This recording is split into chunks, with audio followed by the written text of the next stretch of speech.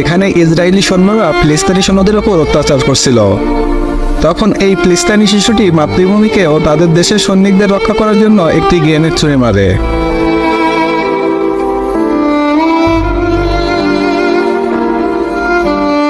এটা শত্রুপক্ষ দেখে ফেলে। তখন তারা শিশুটিকে ধরার জন্য তাকে তাড়া করে। শিশুটি দৌড়ে গিয়ে নিজের জীবন বাঁচাতে একটি ঝোপের ভিতর লুকায়। শত্রুপক্ষের সৈন্যরা তাকে খুঁজে না পেয়ে পুরো ঝোপের ভিতরে আগুন লাগিয়ে দেয়। বন্ধুরা, আপনারা যারা চান শিশুটি বেঁচে যাক তারা অবশ্যই ভিডিওটিতে লাইক করবেন এবং চ্যানেলটি সাবস্ক্রাইব করবেন। এই সৈন্যরা এতটাই নিষ্ঠুর যে তারা বাচ্চা শিশুদেরকে পর্যন্ত ছাড় দেয় না। ঝোপের চার সাইডে ধীরে ধীরে আগুনের প্রকোপ বাড়তে থাকে।